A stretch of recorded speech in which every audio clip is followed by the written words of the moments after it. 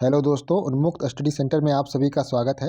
आज हम लोग एक प्रैक्टिस सेट की एक नई श्रृंखला शुरू कर रहे हैं जिसमें यूपी पीसीएस में पूछे गए जीएस के प्रश्नों को सॉल्व करेंगे। जिसमें आज इतिहास के हम कम से कम 35 और 40 प्रश्नों को सॉल्व करेंगे। और आइए देखते हैं आज का हमारा पहला प्रश्न। हमारा पहला प्रश्न है, गौतम बुद्ध का महापरिनिर्वाण किस राज्य में हुआ था? तो इसका सही उत्तर हो जाएगा आपका मल्ल में हुआ था। कहाँ हुआ था? मल्ल में, मल्ल राज्य में हुआ था। इस प्रश्न की हम व्याख्या देख लेते हैं। मल्ल प्राचीन भारत के 16 महाजनपदों में से एक था। मल्लों की 2 शाखाएं थी। कितनी शाखाएं थी? 2 शाखाएं थी। कुशीनारा के मल्ल, वर्तमान देवरिया जिला था।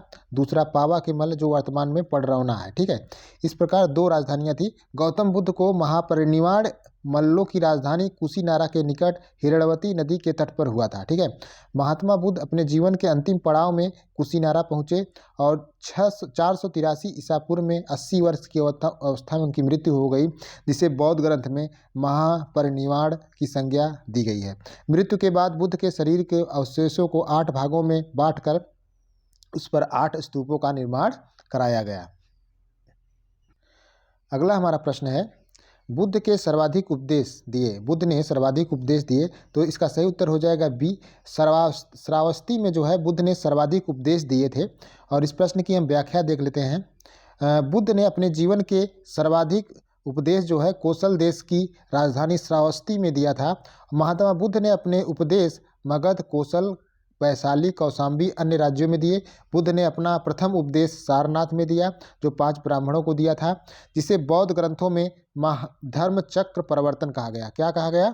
धर्म चक्र परिवर्तन का नाम दिया गया। सारनाथ में ही बुद्ध के 5 सन्यासियों के साथ संघ की स्थापना की। उनके नज़दीकी शिष्यों में आनंद, उपाली, सारिपुत्र, मोदगलायन, देवदत्त आदि थे, जिनमें सर्वाधिक नज़दीक आनंद थे। हमारा अगला प्रश्न है, पहला गुप्त शासक जिसने सिक्के जारी किए। तो पहला गुप्त शासक कौन था जिसने सिक्के जारी किए? तो इसका सही उत्तर हो जाएगा बी, चंद्रगुप्त प्रथम। ठीक है, चंद्रगुप्त प्रथम ने जो थे वह सिक्के जारी किए थे। घटोत्कच के उत्तराधारी के रूप में चंद्रगुप्त प्रथम सिंहासन पर बैठा। उसने उस समय की प्रसिद्ध लिच्छवी कुल की कन्या कुमार देवी से विवाह किया।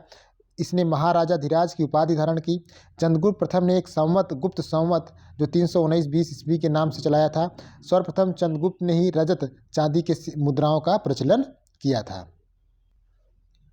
अगला हमारा प्रश्न है, राजकुमार जो अपने पिता की मृत्यु के लिए उत्तरदायी था। तो इसका सही उत्तर हो जाएगा अजातशत्रु। अजातशत्रु जो था अपने पिता के मृत्यु के लिए उत्तरदायी था। इस प्रश्न की हम व्याख्या देख लेते हैं। व्याख्या, हर्यक वंश के शासक बिंबिसार ने लगभग 52 वर्षों तक शासन किया। इस वंश का सबसे अधिक प्रतापी राजा था। बौद्ध तथा जैन ग्रंथों के अनुसार बिंबिसार की उसके पुत्र अजातशत्रु ने हत्या कर दी थी तथा स्वयं सिंहासन पर बैठा था। इसके शासनकाल के 8वें वर्ष में बुद्ध को निवाण प्राप्त हुआ था। अजातशत्रु को जो था उसके शासनकाल के 8वें वर्ष में जो है बुद्ध को निवाण प्राप्त हुआ था। इसके शासनकाल में ही राजगिरी में सप्तपर्णी गुफा, अजातशत्रु के शासनकाल में सप्तपर्णी गुफा, जो 483 ईसा पूर्व में प्रथम बौद्ध संगीत का आयोजन किया गया, जहां पर बुद्ध की शिक्षाओं को सुत्त पिटक एवं विनय पिटक में विभाजित किया गया था। अंतिम समय में अजातशत्रु की हत्या उसके पुत्र उदयन के द्वारा कर दी गई।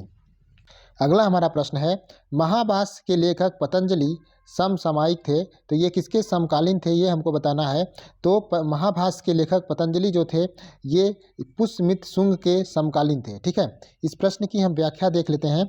महाभाष्य के लेखक पतंजलि पुष्यमित्र शुंग के समकालीन थे। पतंजलि द्वारा पाणिनि की अष्टाध्यायी पर महाभाष्य लिखा गया। शुंग वंश की स्थापना 185 ईसा पूर्व में पुष्यमित्र शुंग द्वारा अंतिम मौर्य सम्राट बृहद्रथ की हत्या कर दी गई थी। शुंग वंश ने 112 वर्ष तक राज्य किया। शुंग वंश के इतिहास के विषय में हमें जानकारी पुराण, बाण के हर्षचरित, पतंजलि के महाभाष्य, कालिदास के मालविकाग्निमित्रम, दिव्यावदान, तिब्बती इतिहासकार तारानाथ द्वारा मिलती है। पुष्यमित्र शुंग का जीवन काल 185 ईसा पूर्व से 151 ईसा पूर्व तक था। अगला हमारा प्रश्न है, निम्नलिखित कथनों पर विचार कीजिए, नीचे दिए गए कूट का सही उत्तर चुनिए। देखिए, विक्रम संवत 58 ईसा पूर्व में प्रारंभ हुआ, ये भी सही है। शक संवत 78 ईस्वी में प्रारंभ हुआ, ये भी सही है। ठीक है। और गुप्तकाल 319 ईस्वी में शुरू हुआ, ये भी सही है। भारत में मुसलमान शासन का युग जो सन 1192 में शुरू हुआ, ये भी सही है। तो इसका सही उत्तर हो जाएगा डी, 1 2 3 4 सही क्रम है, ठीक है।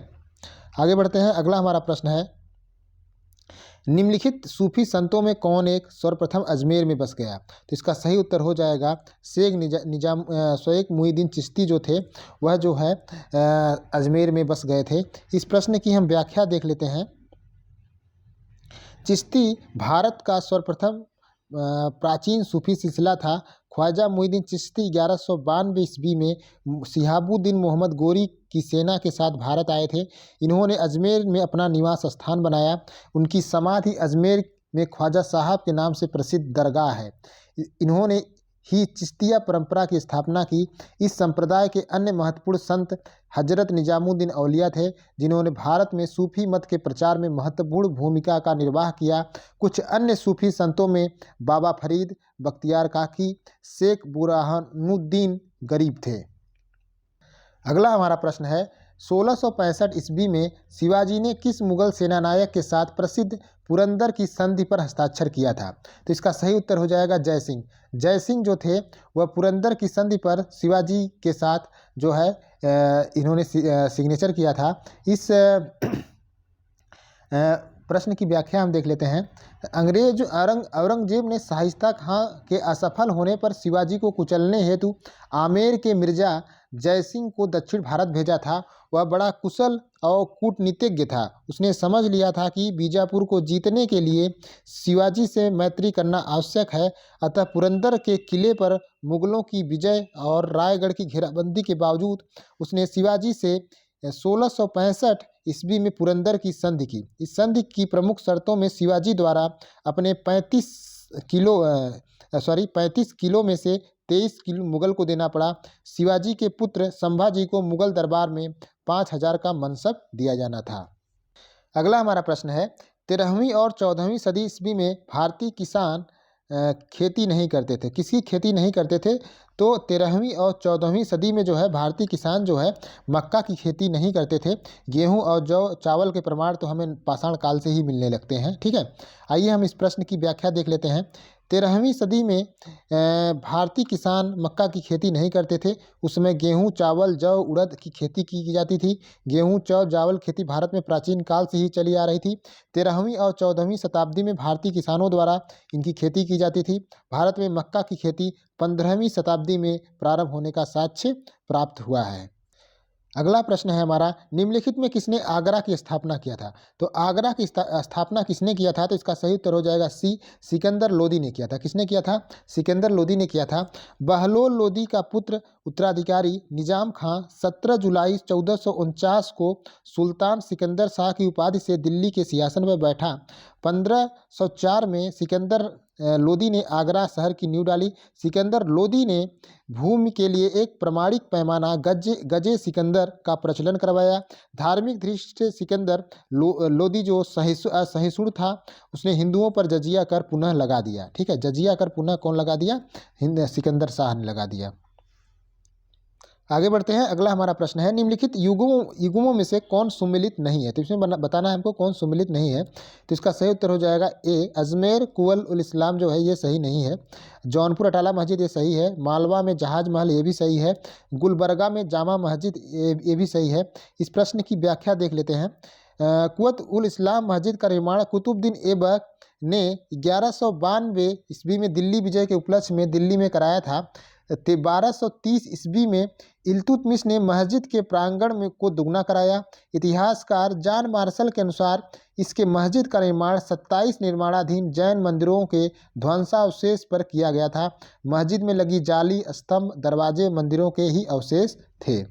अगला हमारा प्रश्न है, निम्नलिखित शासकों में से किसने विदेशों में आधुनिक रीति पर दूतावास की स्थापना की थी? इसका सही उत्तर हो जाएगा डी, टीपू सुल्तान जो था वह विदेशों में आधुनिक रीति पर दूतावासों की स्थापना की थी।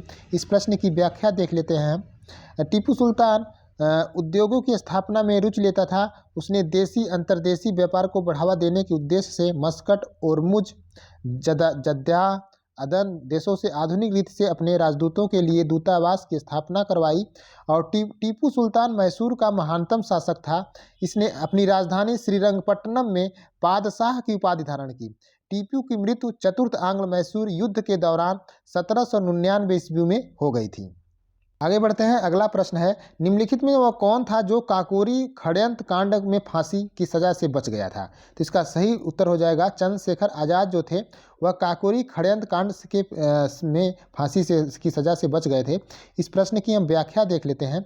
उत्तर प्रदेश के क्रांतिकारियों ने 9 अगस्त 1925 को काकोरी जाने वाली गाड़ी में लूटपाट की। इस घटना को कालांतर में काकोरी कांड के नाम से जाना जाता है। इस घटना के मुख्य अभियुक्त राम प्रसाद बिस्मिल, अशफाकुल्ला खां, सचिंद्र सन्याल, राजेंद्र लाहिड़ी, चंद्रशेखर आज़ाद, भगत सिंह थे। इन नेताओं में 2 वर्ष तक मुकदमा चलने के बाद राम प्रसाद बिस्मिल, अशफाकुल्ला खां को फांसी, बख्शी को आजीवन कारावास की सजा मिली। चंद्रशेखर आज़ाद पुलिस की एक मुठभेड़ में 27 फरवरी 1931 को इलाहाबाद के अल्फ्रेड पार्क में शहीद हो गए थे। अगला प्रश्न है हमारा है, निम्नलिखित में से किसने सभी तीनों गोल में सम्मेलनों में भाग लिया? तो इसका सही उत्तर हो जाएगा डॉक्टर BR अम्बेडकर जो थे उन्होंने तीनों गोल में सम्मेलनों में भाग लिया था। इस प्रश्न की हम व्याख्या देख लेते हैं। BR अम्बेडकर तीनों गोल में सम्मेलन में भाग लिया। प्रथम गोल में सम्मेलन 12 सितंबर 1930 को लंदन में शुरू हुआ। कब? 12 सितंबर 1930 को लंदन में शुरू हुआ। इस सम्मेलन में डॉक्टर भीमराव अंबेडकर, तेज बहादुर सप्रू, मोहम्मद अली जिन्ना, मोहम्मद अली शामिल थे। कांग्रेस इस सम्मेलन में भाग नहीं लिया था। द्वितीय गोल में सम्मेलन जो शुरू हुआ था वह 7 सितंबर 1931 में शुरू हुआ। इसमें Gandhi ji, doctor BR Ambedkar, Madan Mohan Malviya, Annie Besant आदि नेताओं ने भाग लिया था। तृतीय गोल में सम्मेलन जो है 17 नवंबर 1932 में लंदन में हुआ और कांग्रेस के किसी प्रतिनिधि ने इस सम्मेलन में भाग नहीं लिया था। डॉक्टर अंबेडकर इस सम्मेलन में भाग लिया था। इनके सुझाव से ब्रिटिश सरकार ने हरिजनों को हिंदुओं से पृथक निर्वाचन का अधिकार प्रदान किया था। अगला हमारा प्रश्न है, दिल्ली के किस सुल्तान ने ब्राह्मणों पर भी जजिया लगाया था? तो इसका सही उत्तर हो जाएगा फिरोज तुगलक। फिरोज तुगलक जो था वह दिल्ली ब्राह्मणों पर भी जजिया कर लगाया था। इस प्रश्न की हम व्याख्या देख लेते हैं। गैर मुसलमानों से वसूले जाने वाले कर जजिया पर काफ़ी विवाद है। कुछ मुसलमान इसे धार्मिक कर मानते हैं क्योंकि यह गैर मुसलमानों को उनकी संपत्ति, सम्मान की सुरक्षा, सैनिक सेवा से मुक्त रहने के लिए देना होता था। परंतु आधुनिक इतिहासकार इसे धर्मनिरपेक्ष कर मानते हुए कहा है कि यह कर गैर मुस्लिमों को इसलिए देना होता था क्योंकि वे सैनिक सेवा से मुक्त थे। इस कर से स्त्रियां, बच्चे, भिखारी, लंगड़े मुक्त थे। फिरोज तुगलक ने इस कर को ब्राह्मणों पर लगाया। यह कर संपन्न वर्ग को 40%, मध्यम वर्ग को 20%, सामान्य वर्ग को 10% प्रतिवर्ष लिया जाता था। अगला हमारा प्रश्न है, दक्षिण अफ्रीका से वापस लौटने के पश्चात गांधी जी ने अपना प्रथम सफल सत्याग्रह शुरू किया था। तो इसका सही उत्तर हो जाएगा ए, चंपारण में। देखिए, महात्मा गांधी जो 1915 में दक्षिण अफ्रीका से वापस आए और चंपारण सत्याग्रह 1917 के समय ही पहली बार गांधी जी ने भारत में सफल सत्याग्रह का नेतृत्व किया था। चंपारण सत्याग्रह के सफल नेतृत्व के बाद ही रविन्द्रनाथ टैगोर ने गांधी जी को पहली बार महात्मा कहकर संबोधित किया था। कब? पहली बार चंपारण सत्याग्रह के सफल नेतृत्व के बाद रविन्द्रनाथ टैगोर ने गांधी जी को पहली बार महात्मा कहकर संबोधित किया था। 1917 ईस्वी के चंपारण सत्याग्रह के अंतर्गत गांधी जी ने बिहार के चंपारण जिले में नील की खेती करने वाले किसानों पर यूरोपीय मालिकों द्वारा किए जा रहे अत्याचारों के खिलाफ आंदोलन चलाया, जिसमें उन्हें सफलता मिली। इस आंदोलन में गांधी जी का सहयोग मजरुल हक, आचार्य कृपलानी, महादेव देसाई ने किया। अगला हमारा प्रश्न है, भारतीय राष्ट्रीय कांग्रेस का एकमात्र अधिवेशन जिसमें महात्मा गांधी द्वारा संबोधित किया गया था, संपन्न हुआ था। तो इसका सही उत्तर हो जाएगा बेलगाम। बेलगाम का जो कांग्रेस का अधिवेशन हुआ था उसको गांधी जी ने द्वारा संबोधित किया गया। इस प्रश्न की व्याख्या देख लेते हैं। कांग्रेस का अधिवेशन 39वां अधिवेशन सन 1924 में बेलगाम में आयोजन हुआ था। इस अधिवेशन की अध्यक्षता महात्मा गांधी ने की थी। भारतीय राष्ट्रीय कांग्रेस का यही एकमात्र अधिवेशन था जिसकी अध्यक्षता महात्मा गांधी ने किया था। ठीक है। अगला हमारा प्रश्न है 1857 की क्रांति के निम्नलिखित नेताओं में किसका वास्तविक नाम रामचंद्र पांडुरंग था? तो इसका सही उत्तर हो जाएगा तात्या टोपे। तात्या टोपे का जो वास्तविक नाम था रामचंद्र पांडुरंग था। इस प्रश्न की व्याख्या देख लेते हैं। तात्या टोपे का वास्तविक नाम रामचंद्र पांडुरंग था। 1857 ईस्वी के विद्रोह के समय तात्या टोपे नाना साहब के कमांडर थे। इन्होंने रानी लक्ष्मीबाई के साथ मिलकर अंग्रेजों को कई जगह परास्त किया था। अगला हमारा प्रश्न है निम्नलिखित में से किसने बंगाल के विभाजन 1905 ईस्वी के विरोध में हुए आंदोलन का नेतृत्व किया था? इसका सही उत्तर हो जाएगा सुरेंद्र नाथ बनर्जी। देखिए 16 अक्टूबर 1905 को बंगाल के विभाजन की घोषणा के साथ ही विभाजन प्रभावी हो गया और विभाजन के दिन 16 अक्टूबर 1905 को पूरे बंगाल में शोक दिवस मनाया गया। बंगाल की इस विभाजन के विरोध में हुए आंदोलन का नेतृत्व सुरेंद्र नाथ बनर्जी ने किया था। सुरेंद्र नाथ बनर्जी ने कहा कि यह निर्णय हमारे ऊपर वज्र के तरह गिरा है और इस विभाजन के विरोध में स्वदेशी एवं बहिष्कार आंदोलन का सूत्रपात किया गया। धीरे धीरे यह आंदोलन पूरे भारतवर्ष में फैल गया। बहिष्कार एवं स्वदेशी आंदोलन के विभाजन के विरुद्ध विशाल जनमत इकट्ठा कर लिया गया, जिसके फलस्वरूप ब्रिटिश सरकार ने विवश होकर 1911 ईस्वी में बंगाल विभाजन रद्द कर दिया 1911 में। ठीक है, आगे बढ़ते हैं। अगला हमारा प्रश्न है निम्नलिखित नेताओं में किसने भारत छोड़ो आंदोलन के दौरान जेल से फरार होकर भूमिगत गतिविधियों को संगठित किया था? तो इसका सही उत्तर हो जाएगा डी जयप्रकाश नारायण। जयप्रकाश नारायण जो थे वह उन्होंने भारत छोड़ो आंदोलन के दौरान जेल से फरार होकर भूमिगत गतिविधियों को संगठित किया था। 1942 में भारत छोड़ो आंदोलन के दौरान जयप्रकाश नारायण को गिरफ्तार कर हजारीबाग जेल में रखा गया। कालांतर में जेल की दीवार फाड़कर जयप्रकाश नारायण फरार हो गए और भूमिगत होकर आज़ाद दस्ता का गठन किया। किसका? भूमिगत होकर आज़ाद दस्ता का उन्होंने गठन किया था। हमारा अगला प्रश्न है, देखिए ये प्रश्न है निम्नलिखित को कालक्रमानुसार व्यवस्थित कीजिए और नीचे दिए गए कोड का सही उत्तर चुनिए। तो देखिए इसका हम डायरेक्ट व्याख्या देख लेते हैं। देखिए अगस्त प्रस्ताव जो था 8 अगस्त 1940 को, क्रिप्स मिशन की योजना 30 मार्च 1942 को, बेबेल योजना 4 जून 1945 को, मंत्रिमंडल मिशन की योजना जो थी 16 मई 1946 को। ठीक है, अगस्त प्रस्ताव जो था आपका 8 अगस्त 1940 को, क्रिप्स मिशन योजना जो था आपका 30 मार्च 1942 को, बेबेल योजना 4 जून 1945 को, मंत्रिमंडल मिशन की योजना 16 मई 1946 को। अगला हमारा प्रश्न है, मैं एक समाजवादी और गणतंत्रवादी हूँ, मुझे राजाओं और राजकुमारों में विश्वास नहीं है। यह वक्तव्य संबंधित है, तो इसका सही उत्तर हो जाएगा डी जवाहरलाल नेहरू ने यह कहा था कि मैं एक समाजवादी और गणतंत्रवादी हूँ और मुझे राजाओं और राजकुमारों में विश्वास नहीं है। आइए हम इस प्रश्न की व्याख्या देख लेते हैं। मैं एक समाजवादी और गणतंत्रवादी हूँ और मुझे राजाओं और राजकुमारों में विश्वास नहीं है। यह वक्तव्य पंडित जवाहरलाल नेहरू ने दिया था। गांधी युगीन स्वतंत्रता के महान प्रहरी और देश के प्रथम प्रधानमंत्री जवाहरलाल नेहरू का जन्म इलाहाबाद प्रयाग में 14 नवंबर 1889 को हुआ था। नेहरू पूंजीवाद, साम्राज्यवाद, जातिवाद, उपनिवेशवाद के खिलाफ जीवन पर्यंत संघर्ष किया। भारत में संक्रांति काल के प्रसिद्ध नेता पंडित नेहरू की तुलना रूजवेल्ट, चर्चिल, लेनिन आदि से की जाती है। अपने कैदी जीवन में नेहरू ने discovery of India, glimpses of world history, मेरी कहानी नामक पुस्तकों की रचना किया था।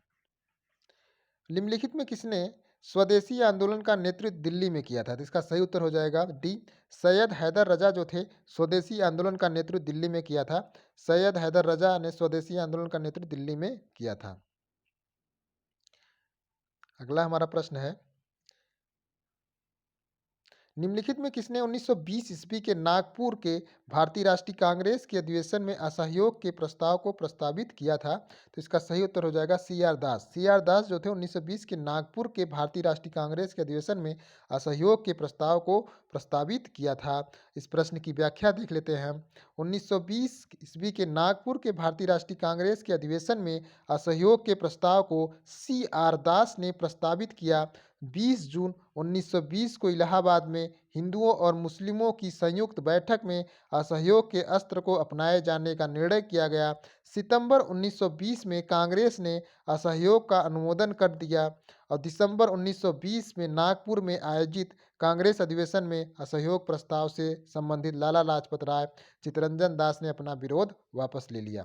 गांधी जी ने नागपुर में कांग्रेस के पुराने लक्ष्य अंग्रेजी साम्राज्य के अंतर्गत स्वशासन के स्थान पर अंग्रेजी के अंतर्गत स्वराज का नया लक्ष्य घोषित किया। अगला प्रश्न है, निम्नलिखित में कौन एक युग्म सुमेलित नहीं है? तो इसमें यह बताना है कौन एक युग्म सुमेलित है। तो इसका सही उत्तर हो जाएगा सी, फ्रैंक मोरिस जो है जवाहरलाल नेहरू, ये बायोग्राफी लिखा है, ये सुमेलित है और सब सुमेलित नहीं है। ठीक है, आगे बढ़ते हैं। अगला हमारा प्रश्न है, निम्नलिखित में किसने मित्र मेला संघ, देखिएगा मित्र मेला संघ की शुरू किया था? तो इसका सही उत्तर हो जाएगा बी, विनायक दामोदर सावरकर ने जो है मित्र मेला संघ के शुरू किया था इन्होंने। इस प्रश्न की व्याख्या देख लेते हैं। विनायक दामोदर सावरकर ने 1904 ईस्वी में नासिक में मित्र मेला नामक संस्था की स्थापना की थी, जो मैजनी के तरुण इटली के नमूने पर अभिनव भारत में परिवर्तित हो गया था। इस संस्था में लोगों ने न्यायाधीश जैक्सन की गोली मारकर हत्या कर दी गई थी। इस संस्था के लोगों ने न्यायाधीश जैक्सन को गोली मारकर हत्या कर दी गई थी। ठीक है, 1904 में विनायक दामोदर सावरकर ने किया था। तो दोस्तों ये आज का हमारा जीएस का इतिहास का प्रश्न था। इसके बाद हम 2011 में पूछे गए अन्य प्रश्नों को भी लाएंगे कल। और ये कैसा लगा आप कमेंट करके जरूर बताइएगा। Thank you.